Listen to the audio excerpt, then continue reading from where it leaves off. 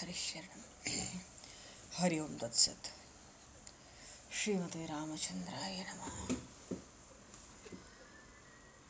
नमः परमहंसाय स्वादितचरणकमलचिन्मकरन्दाय भक्तजनमानसनिवासाय श्रीरामचन्द्राय नमः।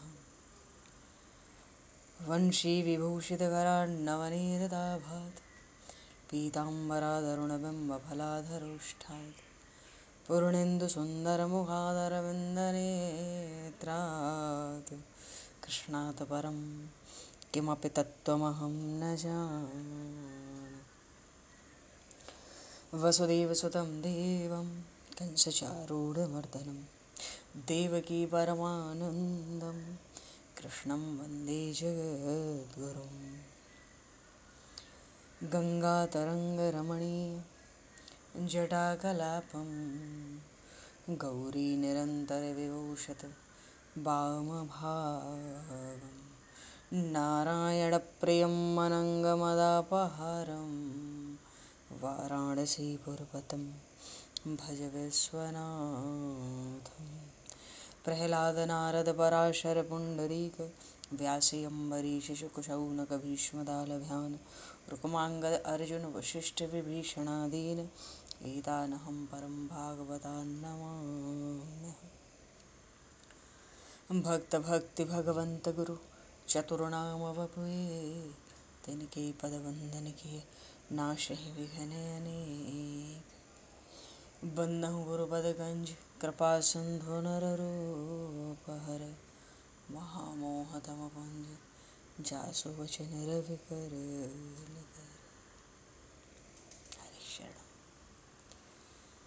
गोविंद जय जय गोपाल जय जय गोविंद जय जय गोपाल जय जय राधारमण हरि गोविंद जय जय राधारमण हरि गोविंद जय जय। श्री राम जय जय ऋषिकेश जय जय श्री राम जय जय ऋषिकेश जय सीतारमण राम रघुनाथ जय जय सीतारमण राम रघुनाथ जय। गोविंद जय जय गोपाल जय जय राधारमण हरि गोविंद जय जय। श्री राम जय जय ऋषिकेश जय जय सीतारमण राम रघुनाथ जय जय राधारमण हरि गोविंद जय जय सीतारमण राम रघुनाथ जय जय। बोलिए श्यावर रामचंद्र भगवान की जय। समूह राम दरबार की जय। श्री राधे वर कृष्णचंद्र भगवान की जय। श्री भागे बहरलाल की जय। श्री वृंदावन प्रेम धाम की जय। श्री पंडरीनाथ भगवान की जय। सब संतन की जय, सब भक्तन की जय, समस्त वैष्णवन की जय, समस्त पूर्वाचार्य चरणन की जय, समस्त संप्रदाचार्यन की जय। श्री सद्गुरुदेव भगवान की जय।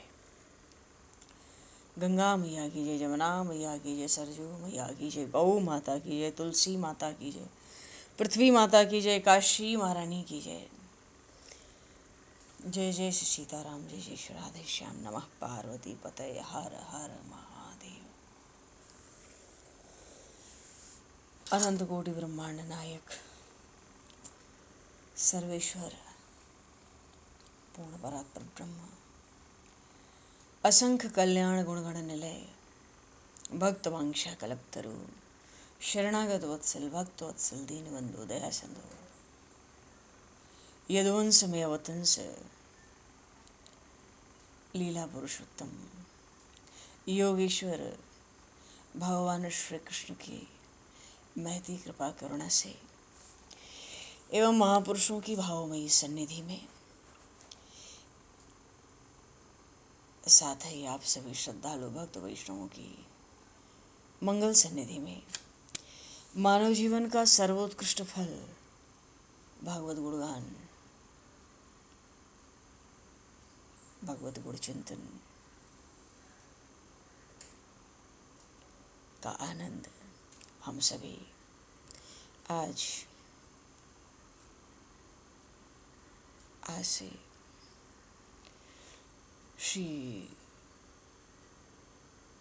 श्रीमद् भगवद गीता के चिंतन के माध्यम से प्राप्त करने जा रहे हैं।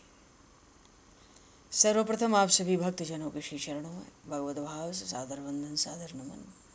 आप सभी को यथा योग्य जय श्री राम, जय जय श्री राधे, हरि शरणम, जय श्री जय हो।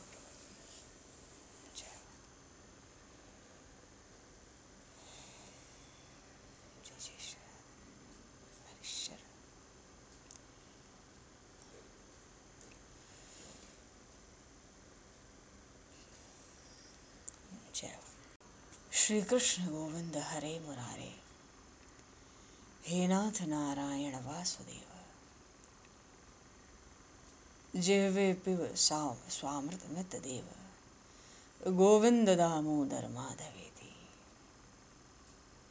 श्री रामचंद्र चरणौ मनसा स्मरामि, श्री रामचंद्र चरणौ वत्सा गृह्णामि, श्री रामचंद्र चरणौ सरसा नमामि, श्री रामचंद्र चरणौ शरणं प्रपद्ये। भगवान आज सर्वप्रथम आज तो आषाढ़ कृष्ण पक्ष की योगिनी एकादशी है।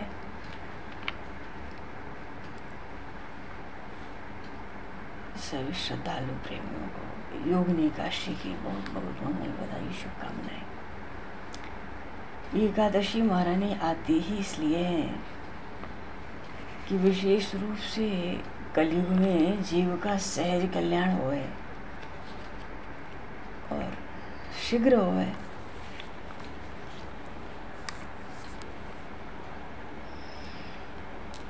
एकादशी व्रत करने से हर तरह से बड़ा भारी लाभ होता है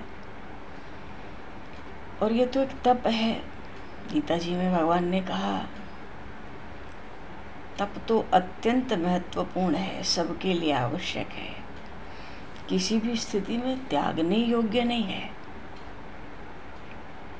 यज्ञ दान तपः कर्म न त्याज्यम कार्यमेव तत्।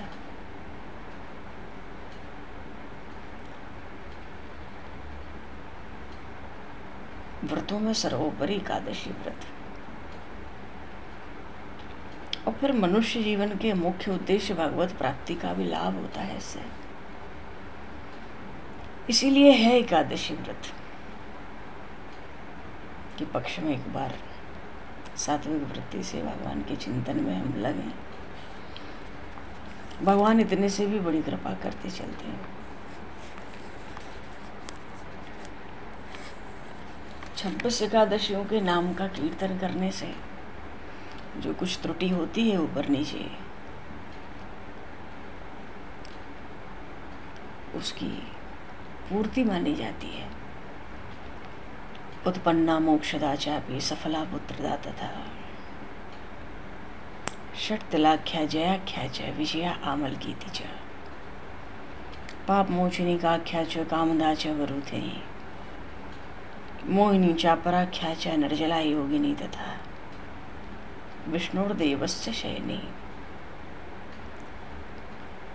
योगिनी विष्णुदेवशयनी पवित्रा पुत्रदा त्वजाम परिवर्तनी इंद्राख्या तथा पाषाणकुशारमा देवोत्थानेति च प्रोक्ता चतुर्विंशतिनामभिः द्वयी चाप्य अधिक मासस्य पद्मनि परमेति च।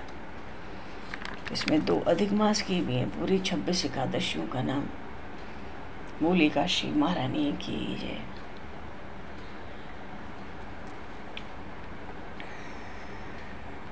धर्मनंदन नृपश्रेष्ठ युधिष्ठिर जी महाराज ने भगवान श्री कृष्ण से पूछा, सारा ज्ञान केवल महात्मा अर्जुन को ही नहीं प्राप्त हुआ। युधिष्ठिर जी महाराज पूछते हैं, हे वासुदेव, आषाढ़ कृष्ण पक्ष में कौन सी काशी है, क्या नाम है, कृपया वर्णन करें उसका। अब प्रभु को तो अवसर चाहिए ही रहता है। प्रभु कहते हैं कि इसका नाम योगिनी है, बड़े बड़े पापों का नाश करती है, और जो भव सिंधु में, संसार सिंधु में डूब रहे हैं, ऐसे प्राणियों के लिए तो सनातन नौका है। और केवल पृथ्वी पर ही नहीं, योगिनी का व्रत तीनों लोकों में सारभूत व्रत है। भगवान श्री कृष्ण इस प्रसंग में कथा भी श्रवण कराते हैं, हम लोग भी संक्षेप में स्मरण करेंगे। जैसे स्वर्ग में अमरावती में देवराज इंद्र विराजते हैं, वैसे ही अलकापुरी में राजाधिराज कुबेर भगवान शिव की भक्ति में सदा ही तत्पर रहते हैं। भगवान कृष्ण कहते हैं, हे राजन, उनके एक हेमाली नाम का यक्ष सेवक था। ये तो यक्षों के राजा हैं, सब सेवक यक्ष हैं। तो शिव पूजा जब करते थे कुबेर जी तो फूल लाता था। अच्छा, इस सेवक की जो स्त्री थी बड़ी सुंदर थी, विशालाक्षी, तो बड़ा आसक्त रहता था। एक बार ले तो आया मानसरोवर से भगवान शिव के पूजन के लिए फूल, पर कुबेर जी तक पहुंचा नहीं पाया समय से, घर में ही रह गया। चित्त उसका पत्नी में बड़ा आसक्त रहता था, कुबेर जी के भवन नहीं पहुंचा। अब तो वो मंदिर में बैठे हैं, शिव पूजन कर रहे थे, दोपहर हो गई, फूल नहीं आया, प्रतीक्षा की। अब जब पूजा का समय ही निकल गया भाई, तो यक्षराज कुबेर जी ने थोड़ा क्रोध करके सेवकों से पूछा, अरे यक्षों, ये दुरात्मा हेमाली क्यों नहीं आ रहा है, जरा पता तो लगाओ इस बात का। यक्षों ने पता करके कहा, राजन महाराज, उसको तो पत्नी की कामना की आसक्ति रहती है, वो तो अपनी इच्छा से अपने घर में ही रमण कर रहा है। तो बहुत क्रोध हो गया सुन के, भगवान शिव की पूजा के लिए फूल नहीं लाया।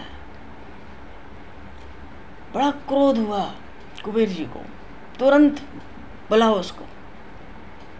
अब तो जब आया तो पता था बहुत देर हो गई, पूजा का समय निकल गया, देर क्या हो गई, आज तो फूल रहे हैं। डर के मारे उसके नेत्र भय से व्याकुल हो रहे थे। महाराज कुबेर के सामने खड़ा हुआ। अब तो कुबेर जी की आंखें क्रोध से लाल हो गई।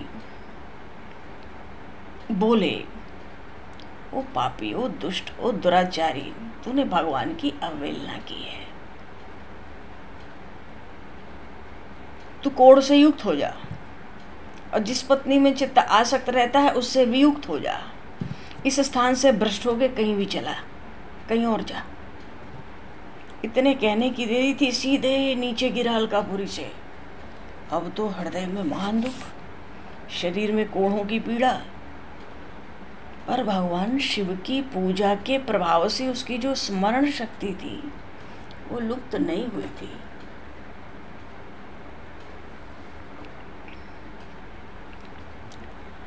अब पाप ने तो दबा दिया था, पर पूर्व कर्म याद रहता था उसको। इधर उधर घूमता। एक बार पर्वतों में जो श्रेष्ठ है मेरुगिरी, सुमेरु पर्वत, उसके शिखर पे गया, और वहां तो वही तपस्या के पुंज महर्षि मार्कंडेय का दर्शन हुआ। अब ये तो पाप कर्मा था, तो दूर से ही प्रणाम किया चरणों में। मार्कंडेय ही ने देखा, भय से कांप रहा है। तो संतों में तो सहज ही, ऋषियों महर्षियों में परोपकार की भावना होती है, सर्वभूत हिते रता। तो परोपकार की इच्छा से पास बुलाया, पूछा, तुझे कोढ़ के रोग ने कैसे दबा लिया? तू इतना अधिक निंदनीय क्यों दिखता है? यक्ष बोला, हे मुनि, मैं कुबेर का अनुचर हूँ, सेवक। मेरा नाम है हेममाली। मैं प्रतिदिन मानसरोवर से फूल लाता था, शिव पूजा के समय कुबेर जी को दिया करता था। एक दिन मैं पत्नी की आसक्ति में किसी सुख में घर में ही फंस गया। मुझे समय का ज्ञान नहीं रहा। राजाधिराज कुबेर ने क्रोध करके मुझे शाप दे दिया। इसी से मैं कोढ़ से पीड़ित होकर मैं तो अपनी पत्नी से भी बिछुड़ गया हूँ। पर हे देव, हे मुनिश्रेष्ठ, कोई इस समय तो कोई शुभ कर्म का प्रभाव है कि आपके पास आ गया हूँ। और वैसे भी संतों का चित्त स्वभाव से ही परोपकार में लगा रहता है। तो ऐसा समझकर मुझ अपराधी को जो कुछ कर्तव्य का उपदेश हो वो आप करिए। महर्षि मार्कंडेय ने कहा, तूने सच्ची बात कही है। तूने असत्य भाषण मुझसे नहीं किया, झूठ नहीं बोला, इसलिए तुझे कल्याणप्रद व्रत का उपदेश दूंगा। देख, आषाढ़ कृष्ण पक्ष में योगिनी एकादशी आएगी। इसका व्रत कर, इसके पुण्य से तेरा कोढ़ निश्चित दूर हो जाएगा और तू सुखी भी हो जाएगा। भगवान श्री कृष्ण कहते हैं, हे महाराज युधिष्ठिर, मार्कंडेय जी की वाणी सुनकर तो दंड की तरह मुनि के चरणों में पड़ गया। मुनि ने उठाया, बड़ा हर्ष हुआ उसको। कहाँ तो कोढ़ था, कौन छूता? मुनि ने उठाया, प्रसन्न हुआ। उपदेश के अनुसार योगिनी एकादशी का व्रत भी किया, शरीर का कोढ़ दूर हो गया। तो जैसा मुनि ने कहा था, उत्तम व्रत का अनुष्ठान करके पूर्ण सुखी हो गया। तो भगवान श्री कृष्ण कहते हैं, राजन, इस योगिनी का व्रत ऐसा बताया गया है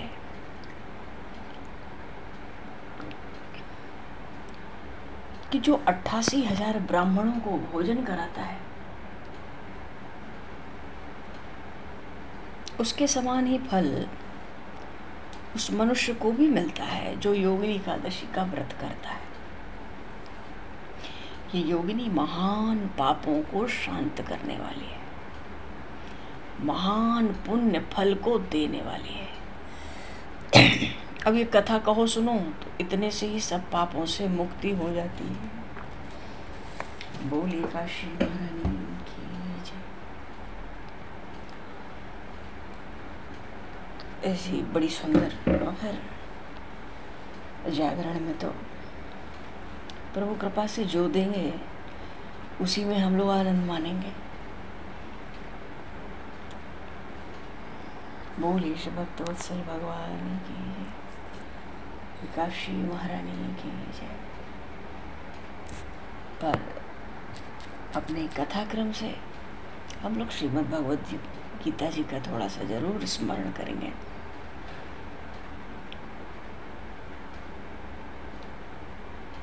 बारहवां अध्याय है भक्ति योग।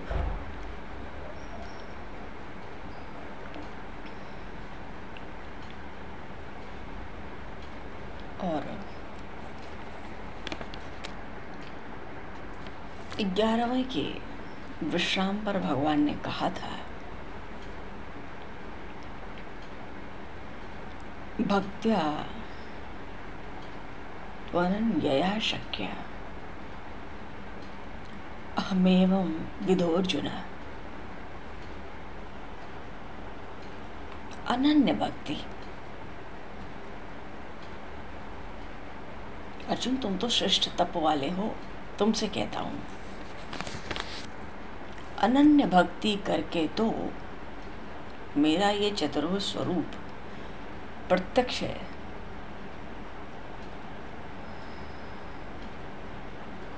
दर्शन अनन्य भक्ति से ही हो सकता है, तत्व से भी जाना जा सकता है, इसमें कोई शंका की बात नहीं है। मत कर्म कृण मत परमो मद भक्त संग वर्जित। तो वो अनन्य भक्ति का स्वरूप क्या हो, ये अंतिम श्लोक में भगवान ने बताया। 11वें अध्याय की बात हो रही है।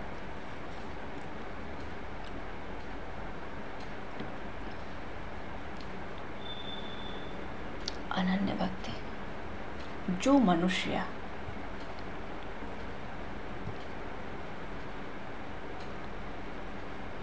केवल मेरे लिए ही सब कर्म करते हैं, करते समय भी ये भाव रखते हैं कि सब कुछ भगवान का ही है, भगवान के लिए ही कर रहा हूँ, उन्हीं की शक्ति से कर रहा हूँ, उन्हीं का सब काम है, उन्हीं का घर है, मानो ऐसी भावना। तो जो सब कर्म मेरे लिए करता है, अब घर के काम जो है वो हो चाहे यज्ञ दान तप हो, संपूर्ण कर्तव्य कर्म, इसमें दोनों आ गए, पारमार्थिक कर्म भी आ गए और व्यवहारिक कर्म भी आ गए। सारे कर्म भगवान के लिए। और फिर मेरे परायण भी है। परायण का अर्थ है मुझे परम आश्रय मानता है, मुझसे बड़ा किसी को नहीं मानता, मेरा ही भरोसा रखता है।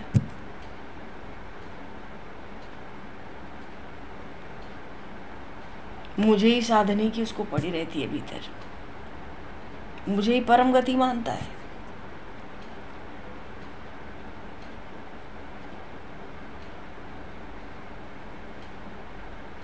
और मेरी प्राप्ति में तत्पर भी है, लगा रहता है। देखो, भगवान की प्राप्ति तो बिना प्रेम के नहीं होती, चाहे कुछ हो जाए। और वो प्रेम कोई किसी साधन भजन से प्राप्त नहीं कर सकता। वो प्रेम जब कभी भी प्राप्त हुआ या होगा, केवल और केवल भगवान की कृपा से। तो वो वाली कृपा कब होगी? जिससे भगवान का प्रेम हो जाए, मिल जाए। ढाई आखिर प्रेम का पड़े सो पंडित होए। जब भक्त साधक लोक परलोक सब भोगों को, सब सुखों को बिल्कुल तुच्छ समझता है, अपनी दुनियावी स्थिति से भी उसका विश्वास उठ जाता है, भगवान जीव को ऐसा कर देते हैं। क्योंकि दोनों काम नहीं होता यहाँ। प्रेम गली अति साकरी, जामे दो न समाए।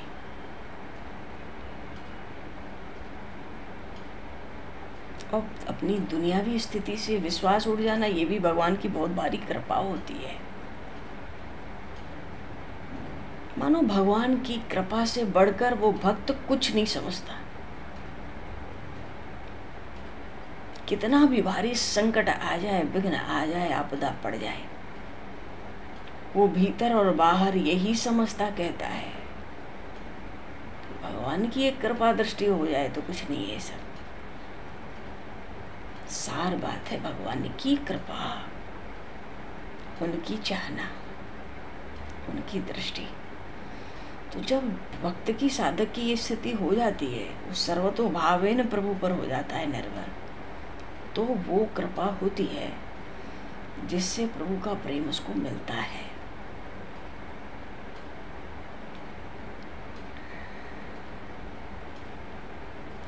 अब प्रेम से बड़ी तो कोई चीज नहीं है। तो यहाँ भगवान 11वें अध्याय में अंतिम श्लोक में यही कह रहे हैं कि अनन्य भक्ति का स्वरूप क्या है? जो करे मेरे लिए करे। सब कर्तव्य कर्म, चाहे वो भगवान से जुड़े हों या परिवार से, समाज से जुड़े हों, कर्तव्य कर्म ही करे और मेरे लिए करे, मेरे परायण रहे, मानो उसको मेरा ही आश्रय हो, मेरा कुछ भी विधान हो, विधि का विधान, उसमें वो प्रसन्न रहे कि ये प्रभु की कृपा है। प्रभु के बिना तो पत्ता नहीं हिलता। एक खड़खड़ाहट भी कमरे में होती है, जोर की हवा भी आ जाए भीतर, तो उसकी प्रेरणा के बिना नहीं हो सकता सृष्टि में कुछ भी।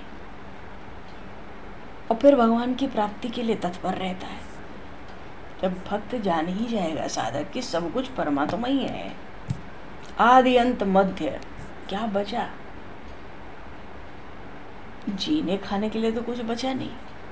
प्रभु की इच्छा पर, प्रारब्ध पर शरीर वो छोड़ देता है भीतर से,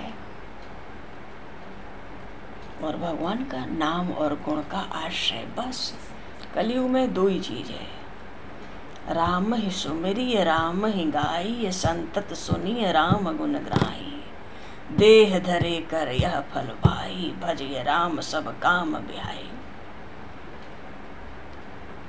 अब प्रभु कृपा करहु एहि भांति, सब तज भजन करहु दिन राति।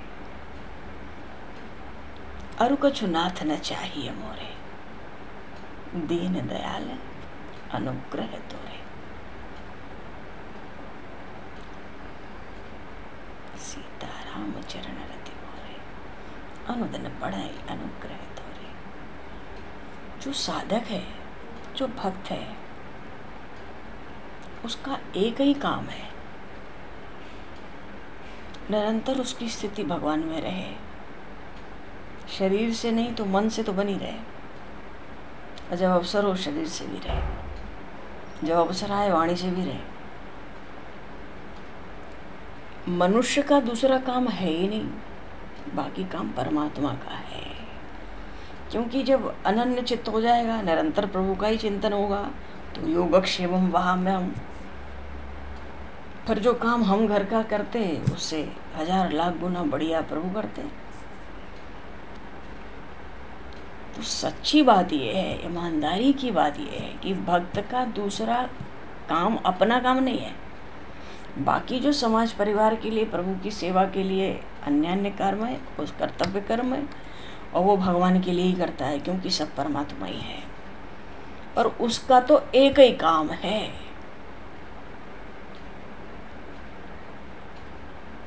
सोई पावन सोई सुभग शरीरा, जहि तन पाए भजे रघुवीरा। और इस काम के लिए समय बहुत कम है,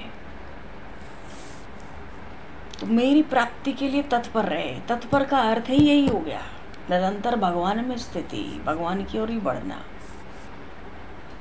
और भक्त है तो वो स्थिति परमात्मा में कैसे रखता है, ये भी भगवान बता रहे हैं। मेरा नाम, गुण, प्रभाव और रहस्य, ये 4 बातें गीता जी में बहुत विशेष आई हैं। और भगवान के जितने लीला चरित्र हैं, ये सब इसी पर आधारित हैं। नाम, बड़ी भारी नाम की महिमा, भगवान का गुणगान। अच्छा, नाम से भी काम बन जाता है तो गुणगान क्यों करें? प्रभु रीझते हैं, संबंध जल्दी जुड़ता है उनसे विनय करने से, उनका गुणगान करने से, उनकी महिमा उनको याद दिलाने से, उनके गुणों को भगवान को ही स्मरण कराने से। प्रभु भूल गए। नाम का तो अद्भुत प्रभाव है ही, निश्चय का मेरु है, अमोघ है नाम। नाम को किसी के सहारे की आवश्यकता नहीं, पर उसमें रस जल्दी आवे, वो नाम रूप में जल्दी आ जाए तो फिर नाम लेना नहीं पड़ता है, वो तो नाम सहज चलता है। नाम तो तभी तक लेना होता है जब तक वो रूप में नहीं आता। रूप में आने के बाद वो छुड़ाई नहीं छूटता। भक्त के पास बल ही नहीं होता कि वो नाम छोड़ दे। माई मोहन लाग्यो संग डोले, क्योंकि नाम नामे में भेद तो है नहीं। नाम ने पकड़ा तो नाम ही ने पकड़ा। उनको पकड़ना आता है, छोड़ना तो आता नहीं है। भले पकड़ने में देर हो जाए, पर प्रभु को छोड़ना नहीं आता। पूतना चीखने लगी थी गोकुल में, बचाओ बचाओ, अरे यशोदा मैं तुम्हारे घर अब दोबारा नहीं आऊंगी, इस बच्चे से बचाओ। पर प्रभु को छोड़ना ही नहीं आता। आंख बंद कर लिए, खोलेंगे तो दया आ जाएगी, और दया के लिए ये है नहीं, ये तो बकी है, बकासुर की बहन है। 36,000 बालक मार के आई थी, छोटे छोटे बच्चे 1 महीने के, पाप की जहाज। पर भगवान की दयालुता और कृपालुता का कोई अंत तो है नहीं, उसको भी माँ की गति भगवान देते हैं। अच्छा, तो भक्त भगवान के नाम का, उनके गुणों का, उनके प्रभाव का, प्रभाव पता चलने से भक्त को बल मिलता है अपने मार्ग में। सबके महाकारण तो यही है, सब पेट में लेके यही पड़े हैं। इस सृष्टि का महाप्रलय महासर्ग ये तो खेल कूद है और कुछ है ही नहीं। ये प्रपंच भगवान ही है, क्योंकि वहीं से उन्हीं के पेट से आया, उन्हीं के पेट में समाता है। और बीच में जो प्रपंच दिख रहा है ये उन्हीं की सत्ता से दिख रहा है, उन्हीं से प्रकाशित है। कमरे में प्रकाश हो तो सारी वस्तुएं दिखती हैं। भगवान की सत्ता न हो, भगवान न होने की बात ही नहीं है। भगवान के ही प्रकाश से ये सारा जगत दिखता है, भले झूठा। जैसे नींद आती है तो स्वप्न देखते हैं तो दिखता है ना, किसके बल से दिखता है? वो स्वप्न जो कुछ है ही नहीं, वो आत्मा की सत्ता है, वो आत्मा का बल है। स्वप्न दिखाती है बिल्कुल सच्चा, जब तक हम नींद में हैं, उसके बाद कुछ नहीं। ऐसे ही जब तक हम शरीर को मैं मानते हैं, मानेंगे, मानते रहेंगे, तब तक ये जगत संसार बिल्कुल सच्चा मालूम पड़ेगा। जहाँ शरीर से हम हटे, अलग हुए, अलग होने का अर्थ है मन को अलग कर लेना। तो मन क्या करे? वो भगवान के चरणों में पड़ा रहेगा।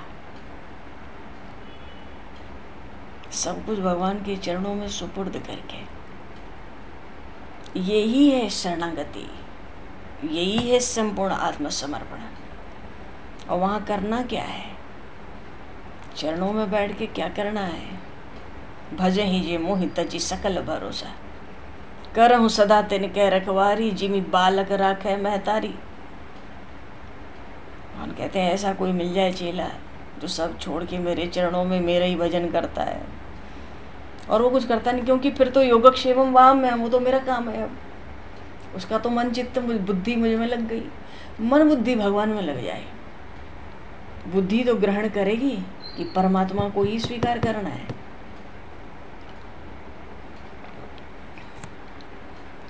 बुद्धि ग्रहण करती है, निश्चित करती है, तब मन उसमें लगता है। और मन तब तक भगवान में पूरा नहीं होगा, विलीन नहीं होगा। एक ही उपाय है, दूसरा है नहीं। भगवान का निरंतर भजन, भजन का अर्थ है निरंतर स्मरण। अब वो स्मरण नाम के रूप में हो या उनके गुणों का स्मरण कर करके हो, या नाम रूप दोनों साथ चल रहे हों, और स्वरूप का ध्यान। एक बार स्वरूप में मन टिक जाए, फिर वो मन संसार में नहीं आ सकता। संसार में ऐसी कोई ताकत नहीं है जो उस भक्त को इधर मोड़ दे।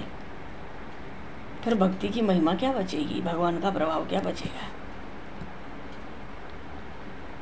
इसलिए स्वरूप का ध्यान, इष्ट के स्वरूप का ध्यान, उस ध्यान को पकड़ के नाम और गुण, कभी नाम कभी गुण, और कभी दोनों मिल जाए तो उसको संकीर्तन कहते हैं। संकीर्तन में भगवान का नाम भी होता है, भगवान का गुण भी होता है, भगवान की जयकार भी होती है, भक्तों का समागम भी होता है। एक एक लाभ असीम है, ये सब एक साथ संकीर्तन में मिलते हैं, नाम धुन में। यही नाद ब्रह्म है संकीर्तन, कलयुग का नाद ब्रह्म यही है। तो भगवान का नाम, अनन्य भक्ति में भक्त क्या करता है? भगवान का नाम, भगवान का गुण, भगवान का प्रभाव। प्रभाव देखना हो तो गजेंद्र मोक्ष देखना चाहिए। लीला चरित्र तो भगवान रामकृष्ण के हम खूब सुनते हैं, 2-4 गुण हमें पता रहते हैं, प्रभाव पता रहते हैं। जैसे भगवान श्री कृष्ण जब मथुरा पहुंचे, मल्ल युद्ध होना था, हाथी को मार के आए थे, कौलिया पीड़, कंस ने कहा इससे मल्ल युद्ध करो, इसने सब राक्षस मारे हैं, ये देखने में ही बच्चा है। जो जनता बैठी थी, प्रजा हाहाकार करने लगी, ये तो अन्याय है, ये 60-60 हजार का हाथियों का बल रखने वाले छोटा सा किशोर बालक एकदम कोमल, ये कौन सा मल्ल युद्ध है? पर कंस ने अपनी राजाज्ञा दे दी। प्रभु अखाड़े में आए, बलराम जी महाराज साथ में थे। जब वो मुष्टिक, चाड़ूर, शल्य, तोष, ये 4 थे, आए तो एक दूसरे को प्रणाम करने का नियम होता है कुश्ती से पहले, पहलवानी से पहले। तो भगवान ने, उन लोगों ने भी सिर, क्योंकि वो तो जान रहे थे ये बहुत खतरनाक बालक है, धनुष तोड़ दिया इसने। भगवान राम उस धनुष को मिथिला में प्रणाम करके आए थे। प्रभु राम मर्यादा पुरुषोत्तम है, तो मिथिला में घूमे दोनों भाई, और जब ये मथुरा में घूमे तो उठा पटक, लात घूसा, थप्पड़ सब चालू प्रभु का। नंद बाबा कहते थे तू मत जा, तू बहुत उत्पाती है। प्रभु कहते थे नहीं, गाल सखा लगा दो, आज मथुरा आया हूँ, मथुरा घूमूंगा। तो जब उन्होंने प्रणाम किया तो वो डर तो रहे थे अंदर से, क्योंकि 60,000 हाथी का बल था, उस एक हाथी में उसको मार दिया। धनुष भी तोड़ दिया इसने, खेल खेल में ढिठाई में तोड़ दिया। कंस को पता था जो धनुष तोड़ेगा उसके हाथ से मरना है, चिढ़ा हुआ था। तो मुष्टिक चारों तो पीछे आए, पहले शल्य तोष आए, डर रहे थे अंदर से, ये बहुत खतरनाक है। तो जब प्रणाम हुआ एक दूसरे को, तो प्रभु क्या प्रणाम करेंगे? प्रभु तो धीरे से कहे, देखो महाराज कंस प्रजा की बात नहीं सुनते, हम हैं तो बच्चे ही, और थोड़ा संभल कर कुश्ती लड़ना, बचा के हमें।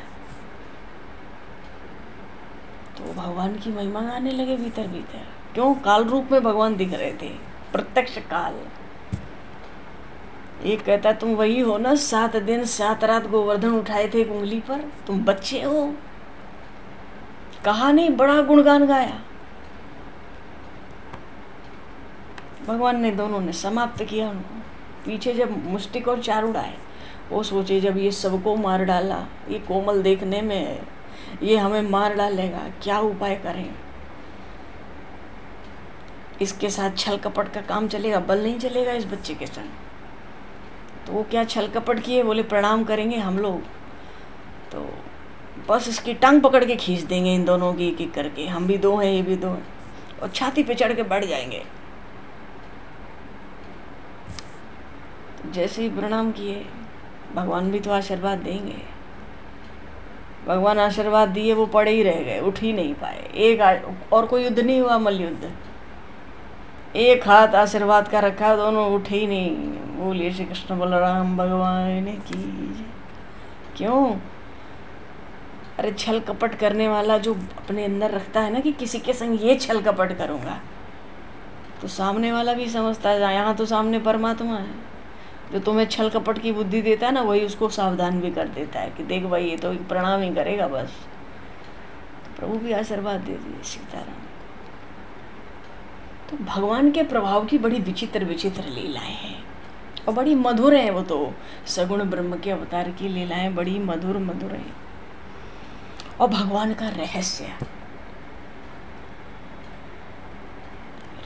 भगवान का यही है। भगवान के नाम, गुण, कीर्तन, भजन, कथा, सत्संग, श्रवण, कथन करने से बड़ा पापी से पापी भी अपवित्र पापी नहीं रह सकता, वो निश्चित प्रभु को पाएगा। और सबके भीतर भगवान है, और समयानुसार अवतार भी लेते हैं। यही भगवान का रहस्य है। तो इन बातों का नाम, गुण, प्रभाव, रहस्य, इनका श्रवण, इन्हीं को सुनना, इन्हीं को गाना, कीर्तन, इन्हीं को चिंतन करना, मनन करना, और उन्हीं प्रभु के स्वरूप का ध्यान करना, उन्हीं से संबंधित शास्त्रों का, पुराणों का स्वाध्याय, पठन पाठन बड़े प्रेम से, श्रद्धा से करना, निष्काम भाव से निरंतर अभ्यास करना इन सब चीज़ों का, इन सब बातों का। संसार में कोई राग नहीं रखना, कुछ बचेगा ही नहीं राग द्वेष, तो क्या कोई रखेगा? नहीं रखेगा। भगवान चित्त को ऐसा आकर्षित कर लेते हैं जीव के, कोई छोड़ते ही नहीं उसके पास। नाम ही है उनका मनमोहन, चित्त चोर। और मनमोहन ही नहीं है वो, केवल मोहन ही नहीं है, वो मदन मोहन है। अनंत विश्व ब्रह्मांड को जिस मदन ने, काम ने मोहित कर रखा है, उस काम को भी मोहित करके चक्कर खा के गिर जाता है रूप देख के। इनका नाम मदन मोहन है जी। बोलिए श्री भक्त वत्सल भगवान की जय। चल तो रहा था 12वां अध्याय।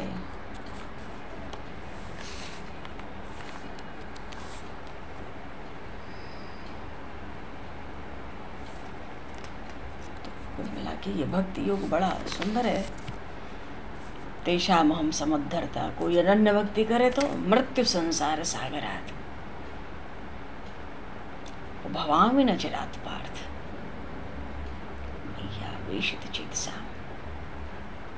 कोई चित्त लगा दे भगवान में, अनन्य चित्त निरंतर, भगवान कहते हैं ऐसे प्रेमी भक्तों को तो शीघ्र ही इस मृत्यु रूपी संसार समुद्र से उद्धार कर देता हूँ।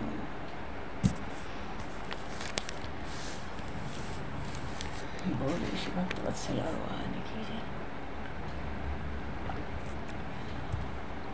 भक्तराज अर्जुन जी महाराज की जय। श्रीमद् भगवद गीता जी की जय। सब संतन की जय, सब भक्तन की जय।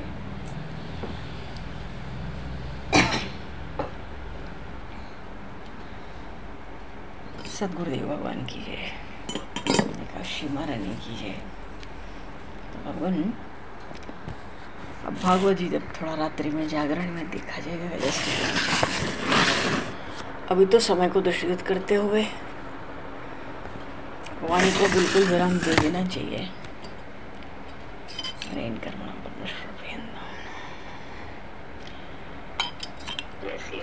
पुष्पांजलि प्रभु के श्री चरणों में सादर समर्पित। आप सभी को यथा योग्य जय श्री राम, जय जय श्री राधे, हरि शरण।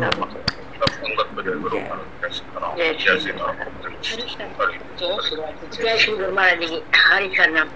जय जय श्री राम। जय।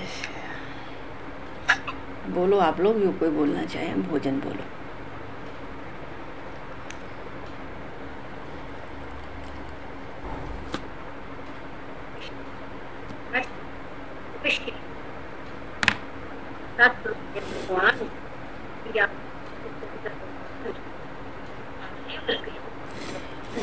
जय भगवान। कल भी आवाज साफ नहीं आ रही थी, आज भी नहीं आ रही है ठीक। देखो अपनी व्यवस्था थोड़ी।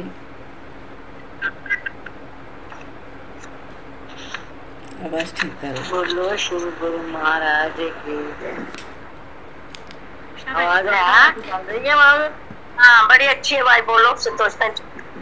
बोलो श्री गुरु महाराज की जय। बोलो सतगुरुदेव भगवान बांके बिहारी लाल।